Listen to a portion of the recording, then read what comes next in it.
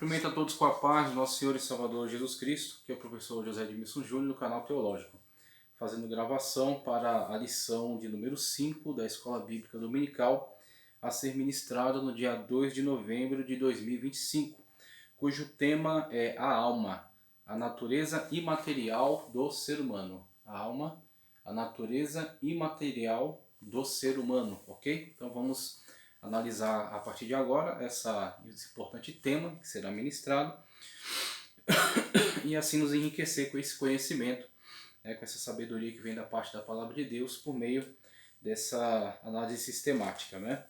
O texto áureo nos diz o seguinte: e não temais os que matam o corpo e não podem matar a alma.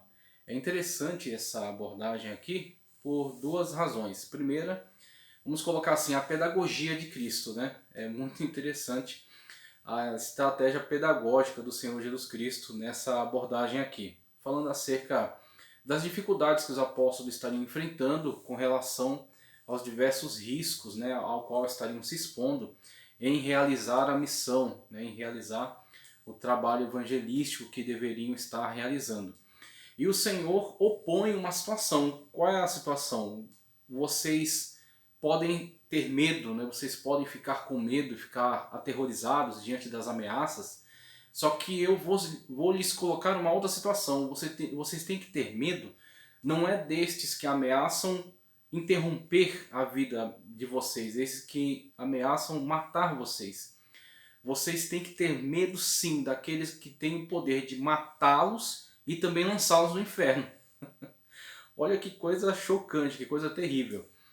Então o Senhor Jesus estava opondo a eles um medo muito maior. Vocês estão temendo essas pessoas, vocês têm que temer a Deus. Por quê? Porque Deus tem o poder não somente de tirar-lhes a vida, mas de lançá-los no inferno. Então mesmo que estes que estão lhes ameaçando durante esse trabalhar missionário, eles até tenham esse poder de ameaçá-los com relação a tirar a vida, eles não podem tocar na sua alma, eles não podem tocar na sua eternidade, eles não podem interromper a sua salvação, eles não têm poder para isso. Eles podem até se levantar para tentar tirar essa vida que é um sopro. A vida aqui na Terra é um sopro, é isso que nós temos que nos conscientizar. Nós muitas das vezes estamos nos deixando levar por sensações, por prazeres, por emoções, por desejos que dizem respeito a atender uma necessidade daqui, uma necessidade desta vida, deste viver. Só que o problema é esse viver é um sopro diante da eternidade. Então tome muito cuidado em contrariar a palavra de Deus para tentar viver quaisquer tipos de prazeres desta vida. Você está fazendo uma péssima troca. Você está trocando sua eternidade por essa vida efêmera que é esse viver aqui nessa terra, que é esse viver aqui dessa vida. Essa vida efêmera, essa vida passageira, essa vida instável num mundo que jaz no maligno. Tome muito cuidado, essa troca não é boa. Seja obediente à palavra de Deus, seja obediente às ordens do Senhor e tenha a certeza da vida eterna, porque a vida eterna está nos garantida em Cristo Jesus. É o príncipe da vida. Então você precisa ter essa certeza de que você está em Cristo e que você não está em oposição à palavra de Deus. Como Jesus Cristo disse, não temais essas pessoas e essas situações aqui dessa vida. Antes temei aquele que tem poder, não só de tirar-lhes a vida, mas de lançá-los no inferno. Então nosso temor a Deus, nosso relacionamento com Deus é um relacionamento de amor, mas também de temor. Nós precisamos ter essa correta noção da maneira como nos relacionamos com Deus. É um Deus todo-poderoso, é um Deus terrível, é um Deus misericordioso, é um Deus amoroso, mas também é um Deus de justiça, também é um Deus de juízo, também é um Deus de ordens. Então ele estabelece ordenanças, e essas ordenanças não podem ser quebradas, porque ele é Deus e nós somos seus filhos, ou nós somos suas criaturas, adotados como filhos por meio do Senhor e Salvador Jesus Cristo. Então temos que ter essa noção, e Jesus Cristo deu essa noção para os apóstolos, sobre quem eles deveriam temer. Temer a Deus. Então essa é a primeira questão. A segunda questão é que essa fala derruba por terra algumas heresias, tá certo? Que dizem respeito, por exemplo, a questão do sono ou da morte da alma. Então existem algumas heresias, tanatopsirrismo e psicopanismo. Estava tentando lembrar dessas terminologias difíceis, tá? Tanatopsirrismo e psicopanismo dizem respeito à morte, tanato, tá certo? A morte. O psicopanismo diz respeito a sono. Então, essas duas heresias caem por terra diante dessa afirmação. A alma não morre. O corpo, sim. O corpo morre e volta ao pó. Mas a alma, que é o elemento espiritual, a alma e espírito, ambos são o elemento espiritual, não morrem, permanecem. E a continuidade que eles vão trilhar depois do encerramento dessa vida carnal é eterna. Sendo com Deus, sendo sem Deus, sendo no céu, sendo no inferno. Sendo num ambiente de gozo e de alegria, como Lázaro foi recebido no seio de Abraão, ou seja, num lugar de tormento eterno, prosseguirão num lugar de prazer ou de tormento. E tudo isso é decidido a partir de um posicionamento que você toma com relação a essa vida, a essa oportunidade que todos nós estamos tendo. Ok? A alma não morre, a alma não dorme. Ela permanece. E ela permanecerá numa situação que é reflexo das decisões que você toma nessa vida efêmera e passageira. Seja obediente à palavra de Deus. Tenha comunhão íntima com o Senhor ao longo do seu caminhar. Como Blaise Pascal assim aconselhou. Blaise Pascal, a teoria da aposta, né? Parece tanto simplório, mas é, na verdade, muito verdadeiro. Ele disse, se Deus não existe e você viveu de uma forma fiel, você viveu uma boa vida, porque aqueles que vivem fiéis à palavra de Deus se livram dos vícios, se livram de cometer crimes, se livram de cometer coisas erradas, coisas torpes, e vivem uma boa vida. E podem ser felizes de uma forma regrada e fazer outros felizes e viver uma ótima vida. E no final você não perdeu nada, tá certo? Você viveu uma boa vida. No caso, se Deus não existe, no final você desaparece. Você não tem continuidade na eternidade, mas você viveu uma boa vida.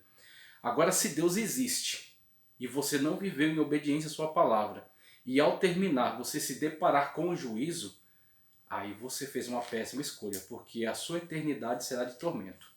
Então nós temos que ter essa plena consciência que nos foi dada pelo Senhor Jesus Cristo, e também essa dica, né, dada por Blaise Pascal, um grande cientista, um grande filósofo, e que se encontrou com o Senhor, se encontrou de forma extraordinariamente com Cristo. Antes temei aquele que pode fazer perecer do inferno a alma e o corpo. Olha que coisa terrível. O Senhor Jesus, ele, diferentemente da imagem que pintam, ele é muito franco e muito verdadeiro. Ele não passa pano para as verdades difíceis. Ele é muito franco nessas abordagens. Você pode analisar as falas do Senhor e Salvador Jesus Cristo, ele é muito franco nessas abordagens que dizem respeito a esses temas que são delicados, que falam sobre verdades eternas. E essa verdade eterna está aqui para todos nós constatarmos, com relação às escolhas que fazemos ao longo da vida e como elas refletem para a eternidade, tá certo? A verdade prática, cuidar da alma, é uma atitude fundamental para uma vida cristã estável e uma eternidade de alegria e paz. É uma decisão que você toma aqui, de manter a sua fidelidade a Cristo e a sua palavra, para que você possa ter da parte dele a garantia da vida eterna, porque ele é o príncipe da vida, ele é a ressurreição e a vida.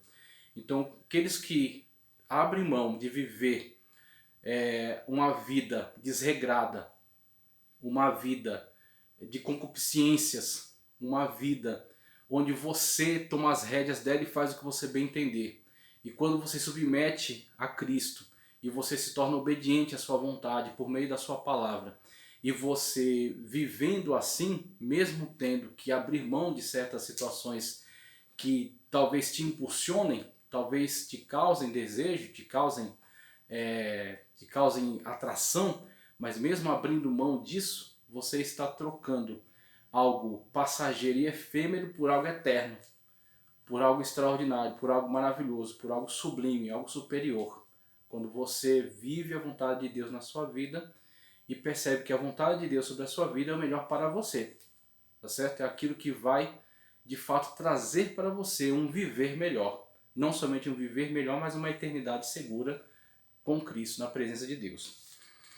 A leitura bíblica em classe está em Gênesis 1, 27 e 28, 2, 15 a 17 e Mateus 10, 28. Veja só. E criou Deus o homem, o antropo, o ser humano, tá? A sua imagem, a imagem de Deus o criou. Macho e fêmea os criou. E Deus os abençoou, e Deus lhes disse: frutificai, multiplicai e enchei a terra.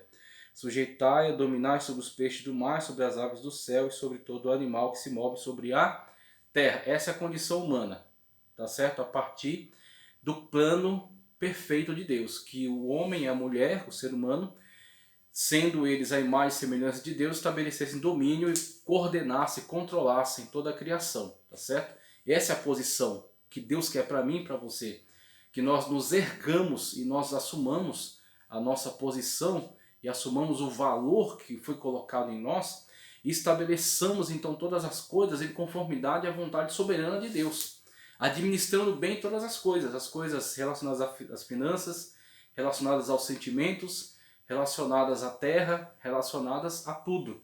Que nós estejamos coordenando tudo isso para a glória de Deus. E tomou o Senhor Deus o homem e o pôs no jardim do Éden, para o lavrar e guardar. E ordenou o Senhor Deus ao homem, dizendo: de toda árvore do jardim comerás livremente, mas da árvore da ciência do bem e do mal, dela não comerás, porque no dia em que dela comerdes, certamente morrerás. E agora Mateus 10, 28. E não temais os que matam o corpo e não podem matar a alma. Temei antes aquele que pode fazer perecer no inferno a alma e o corpo. Então, no final do texto de Gênesis, vemos a situação na qual Deus lhes confere estar no jardim, onde eles tinham tudo o que precisavam, mas Deus também não oculta deles a possibilidade do engano, a possibilidade do erro, a possibilidade do pecado. Porque Deus não criou autômatos. Deus não criou seres que são pretensamente ou possivelmente seres livres. Deus criou seres livres para o amar e o obedecer livremente.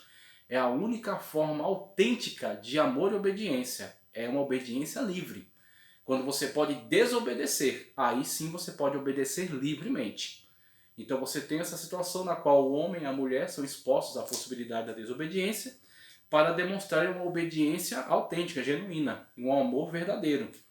São então ludibriados, se deixam levar por propostas insanas, propostas absurdas, como até hoje constantemente somos bombardeados por propostas absurdas, que parecem ser boas no primeiro momento, como a mulher olha para o fruto e entende ser prazeroso à vista, tá certo? Um fruto agradável, só que essa proposta está em contradição com a vontade revelada de Deus, a vontade declarada de Deus, tá certo?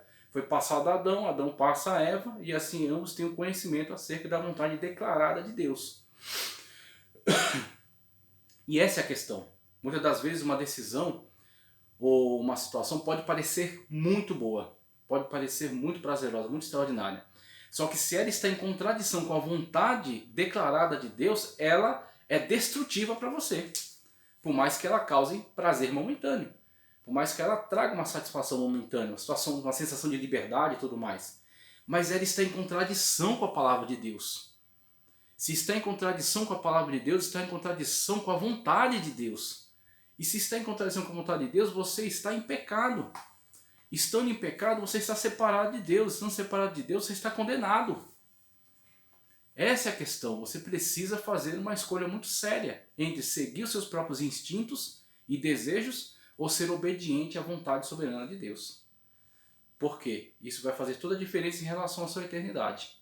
E aí ele fecha com Mateus, onde diz: temei antes aquele que pode matar o corpo e lançar a alma no inferno. Essa é a real. Essa lição está lançando a realidade na sua cara, para que você faça essa escolha. Se você quer viver conforme seus próprios prazeres e desejos e tomar suas decisões da maneira como você bem entender, ou se você quer se submeter à palavra de Deus e glorificar a Ele através de um viver santo, através de um viver santificado, tá certo? Através de um viver em obediência. A escolha é sua, você que tem que fazer essa escolha. Introdução. Na primeira lição, apresentamos um conceito preliminar da alma, demonstrando seu lugar na tríplice constituição, a tricotomia, né, do homem. Vimos que junto do espírito inseparável dele, a alma compõe a parte material ou espiritual do ser humano, o que o torna uma pessoa criada à imagem de Deus. Nessa lição buscaremos aprofundar no conceito e distinção da alma, estudando seus atributos e sua importância no relacionamento de Deus e com o próximo. Então nós temos aí características peculiares que fazem do ser humano diferente, singular em relação a todos os demais seres da criação. Ele é um ser espiritual. Ele tem alma e espírito, e ambos são elemento espiritual que constituem o seu ser. Seu ser é constituído por uma parte material e por uma parte imaterial. Essa parte material é formada de alma e espírito, sendo o espírito do hebraico ruach, tá certo? E do hebraico é ruach, do grego é pneuma, tá? E sendo alma do hebraico nefesh e do grego psique, tá? Então, olhando para pneuma e psique, nós percebemos aí essa questão dessa natureza do espírito e da alma, tá certo? Sendo o sopro divino que foi colocado no ser humano, constituinte para esse espírito e para essa alma, tá certo? Sendo o espírito, vamos dizer assim, um elemento espiritual no ser humano que relaciona-se diretamente com Deus, uma inteligência, uma racionalidade, e sendo psique, uma aptidão colocada no ser humano que rege seus sentimentos e emoções e que devem ser voltados totalmente a Deus em adoração, em submissão à sua verdade e à sua palavra. A inteligência, a racionalidade e também as emoções. Todas as áreas do ser humano devem ser completamente entregues como um sacrifício vivo e agradável para que Deus seja glorificado na minha e nas suas decisões. Decisões que não atentam contra a sua verdade, tá certo? Porque se decisões atentarem contra a sua verdade declarada, não são decisões que glorificam seu nome. Então isso tem que ser muito bem pensado por mim e por você ao longo da nossa trajetória. Os atributos da alma, de volta ao Gênesis. A parte imaterial do ser humano é o que mais se diferencia dos animais, como bem evidenciado na criação, Gênesis 2:7. O homem é um ser pessoal criado à imagem de Deus, com autoconsciência e autodeterminação. O Criador fez de seu representante, dando-lhe poder e governo sobre toda a obra criada, encher a terra e sujeitar e a dominar. Sua capacidade de administração, compreensão e decisão moral é resultado do caráter consciente e autônomo da alma humana. Então nós temos aí, dentro dessa discussão, uma questão muito importante que são os atributos divinos. Dentro dos atributos divinos você tem os comunicáveis e os incomunicáveis. Dentre os incomunicáveis você tem, por exemplo,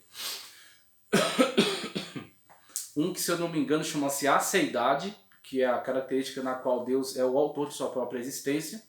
Isso é incomunicável, só a Deus pertence, porque Deus é o único ser necessário, sendo todos os outros contingentes, tá? Então Deus é o único ser por si mesmo, todos os outros dependem, tá certo, de Deus.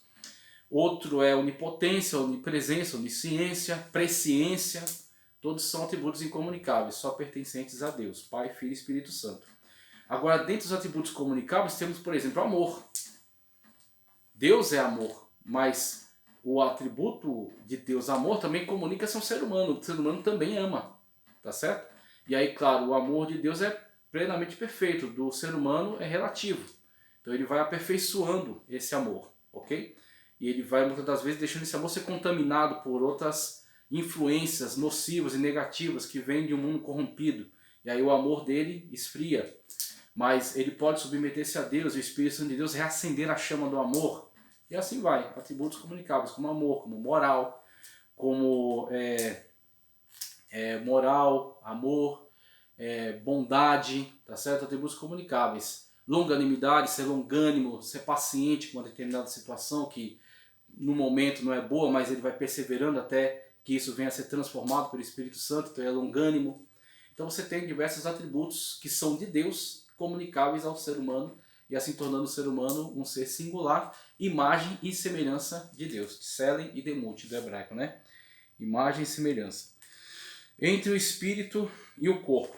A alma A alma do homem é sua personalidade ou distintivo pessoal. Seus três principais atributos são emoção ou sentimento, razão ou intelecto, evolução ou vontade.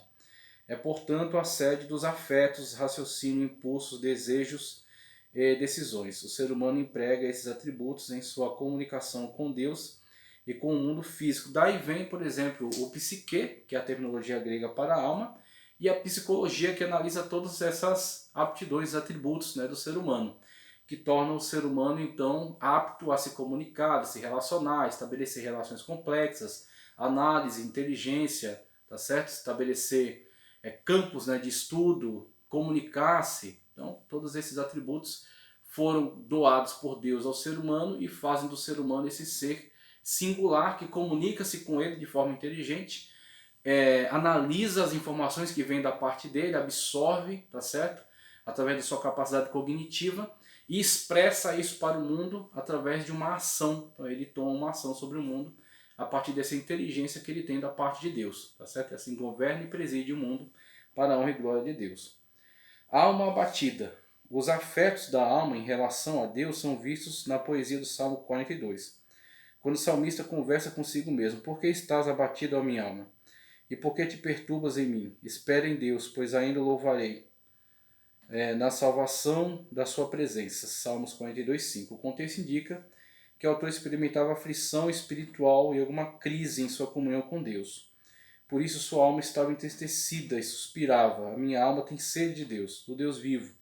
Quando estarei e me apresentarei ante a face de Deus?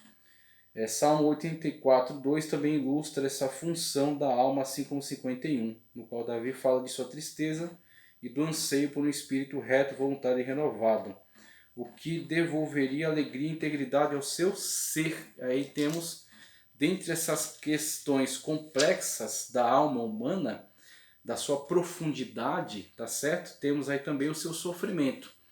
Então a alma é bombardeada por diversas situações que trazem sobre ela a aflição. E essas aflições elas podem se agravar com o distanciamento de Deus, tá certo? Porque o Senhor é renovo e é refrigério.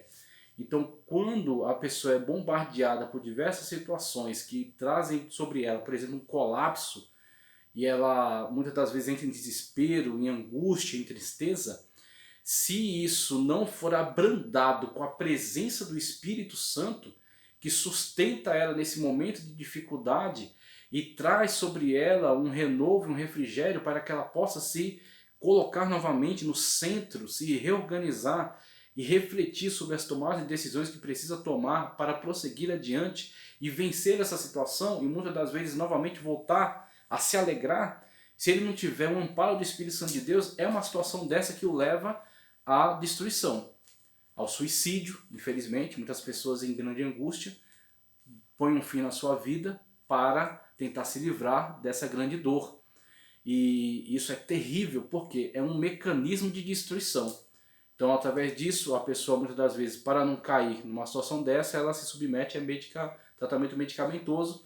Muitas das vezes esse tratamento ele se prolonga excessivamente, ela acaba se tornando viciada nesses elementos químicos que trazem torpor para que ela não sinta nem pense a respeito da situação de sua tristeza, né? Então são meios paliativos que se tornam destrutivos, que fazem ela ficar nesse círculo vicioso. E aí, como o salmista diz, é imprescindível a presença do Espírito Santo de Deus para que ela possa ter luz, refletir sobre essas diversas situações que estão bombardeando a sua alma e ela possa superar, tá certo? E ela possa encontrar alegria no manancial vivo, que é a presença de Deus. Um manancial inesgotável. Então muitas das vezes ela encontra aflição em todos os lados, mas ela recorre a Deus, e Deus é um manancial inesgotável. E aí o Senhor supre ela daquilo que ela precisa, e mesmo com todas as dificuldades ela prossegue. Por isso que você tem situações em que pessoas por muito menos terminaram com a sua própria vida. E outras pessoas passando uma situação muito pior, prosseguiram. Seguiram adiante, foram além e mais à frente conseguiram contornar toda essa situação e são felizes. Por quê? Por causa de Deus, por causa do Espírito Santo de Deus. Como o salmista recorreu, e você também tem esse poder de recorrer ao Senhor. A natureza da alma, a imaterialidade e imortalidade, distinção de substâncias. O texto de Mateus 10:28 é um excelente fundamento para o estudo da alma como parte da natureza imaterial do ser humano. Em um só versículo estão profundas verdades espirituais reveladas por Jesus, de uma forma muito franca, muito direta, a respeito de nossa psique, algumas delas relacionadas a debates alimentados ao longo de toda a história, inclusive no contexto da igreja. Em primeiro lugar, Jesus expõe a clara distinção de substâncias entre as partes material e imaterial do homem. Uma tangível, o corpo, né, você pode pegar, é tangível, e outra intangível, a alma, que não pode ser destruída pelo homem. Nesse ponto é importante observar que em vários textos das Escrituras a parte imaterial é representada ora pela alma, ora pelo espírito. Nesses casos, as referências sempre abrangem ambas as substâncias devido à sua inseparabilidade, porque ambas são elemento espiritual, então elas caminham sempre juntas, unidas, são distintas, mas estão sempre unificadas, alma e espírito, que se distinguem do corpo, parte tangível, corpo, parte intangível, elemento espiritual, esse elemento, alma e espírito, tá certo? Imaterialidade e responsabilidade pessoal. Ao tratar do perecimento da alma e do corpo no inferno, Jesus refuta as concepções antropológicas materialistas existentes desde a antiguidade. Em tempos modernos, temos o marxismo, que prega que o homem se resume à matéria, ignorando a existência de uma alma consciente após a morte. Essa ideologia ateísta nega a pecaminosidade e responsabilidade moral do indivíduo, considera que o mal é estrutural, que a culpa é da sociedade, que as pessoas individualmente são vítimas de estruturas opressoras, identificam pecados sociais, mas não individuais. Esse engano desconsidera a necessidade de arrependimento, conversão e salvação. E isso, essa questão materialista, que é aproveitada no marxismo de forma a estabelecer essa doutrina, o marxismo como doutrina, tá? Essa ideologia, ela vai perpassar também para a psicanálise, por exemplo, de Freud, tá certo? Que encarava também essa perspectiva de que não existe alma, que apenas é a matéria. Então olha para o ser humano como um mecanismo. E aí ele vai trazer diversas análises sobre esse mecanismo, olhando, por exemplo, para certos valores que são passados pela sociedade, a partir de um conhecimento bíblico, por exemplo, como certas formas opressoras. E essas formas opressoras causam, então, certos problemas psicológicos, vão causar certos danos psicológicos. Então ele vai encaminhar, por exemplo, para você se libertar disso que ele julga, a partir dessa perspectiva, ser opressor. Sendo que muitas das vezes, essa situação descrita por ele como opressora é nada mais, nada menos do que um antídoto para o verdadeiro mal chamado pecado. Como, por exemplo, um medicamento. Você tem um câncer, alguém vai ministrar um medicamento, um tratamento, por exemplo, né? Então esse tratamento vai te causar certos danos, tá certo? Quimioterapia vai te causar, vai cair cabelo, vai trazer fraqueza, vai trazer enjoo, alguns danos, mas ele pode trazer a remissão, pode fazer com que o câncer recue ou até seja completamente controlado, tá certo? Que você não apresente mais nenhum dos sintomas. Só que tem os danos colaterais do tratamento. E assim também a palavra de Deus é um tratamento. É um tratamento contra o câncer chamado pecado, que te leva para o inferno. Agora existem danos colaterais, como por exemplo, você não vai estar satisfeito com todo o tratamento. Algumas situações vão te cercear, vão te impedir de tomar certas decisões que são contra a palavra de Deus, para que você não chegue à condenação eterna. E aí, durante esse inteirinho é que muitos desses psicanalistas, psicólogos, psicoterapeutas vão te dar certos conselhos que não levam em consideração a verdade da Sagrada Escritura. Tome muito cuidado com esses aconselhamentos. Vá à Bíblia e vá a Cristo. Materialismo e teologia. A visão materialista da natureza humana vai além das questões políticas e ideológicas, afeta também a teologia, principalmente quanto à missão da igreja. A ortopraxia, isto é, a prática correta no campo católico, inspira a teologia da libertação. No protestantismo, inspira a teologia da missão integral. Ambas alimentam concepções socioeconômicas e políticas comuns ao marxismo, que por sua vez tem como fundamento ideológico ideário, materialista e crítico, que busca tirar Deus do cenário humano.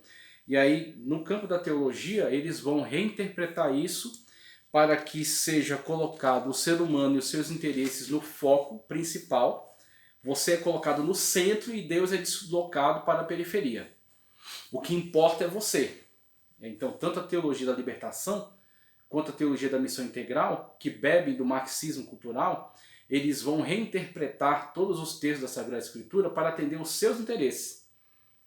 O antropocentrismo vence nessa situação. Você se torna o foco e não Cristo.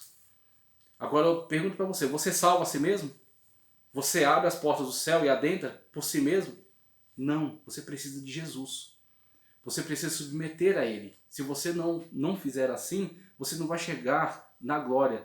Você vai ser lançado no inferno. Então tome muito cuidado com aqueles que você ouve, porque pode ser que muitos deles estejam contaminados com esse tipo de teologia lixo, com esse tipo de teologia corrupta, que se vendeu para essas ideologias. Essas pessoas beberam nessas fontes, estão com isso dentro delas, fazem uso dos materiais da teologia, reinterpretam ele a partir dessa cosmovisão e lançam isso para você. Na internet, nos diversos tipos de podcasts, nos diversos tipos de palestras de coaches, onde você vê certas coisas que parecem ser verdadeiras, mas que estão contaminadas com muita ideologia que é antibíblica, que é anticristã. Toda vez que você vê o homem, a mulher sendo colocada no centro e os seus interesses ser priorizados, acenda o alerta. Esse tipo de teologia não é cristocêntrica. 3. Alma renovada e submissa a Deus, edificação e saúde. A estabilidade da nossa vida cristã e nosso destino eterno depende de como cuidamos da nossa alma. A oração é um meio eficaz de nos livrar da ansiedade, um transtorno de dimensão global de fato, né? E protege nossas emoções. Aí o 2, purificação e renovação. Ainda quanto aos cuidados da alma, a Bíblia nos adverte dos maus pensamentos, dos desejos impuros e perversos e das intenções e inclinações malignas. Devemos purificar e renovar nossa alma para que sejamos transformados e experimentemos a boa, agradável e perfeita vontade de Deus, vivendo em santidade e temor. Tá ok? Então nós devemos buscar em oração, nós devemos buscar na palavra de Deus orientação, e nós devemos nos submeter à vontade soberana de Deus, que é melhor que a nossa.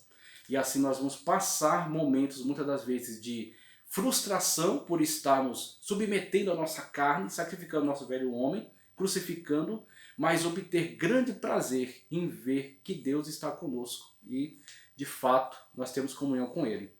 Conclusão, o cristão precisa viver em plena santificação, que inclui continuar a sujeição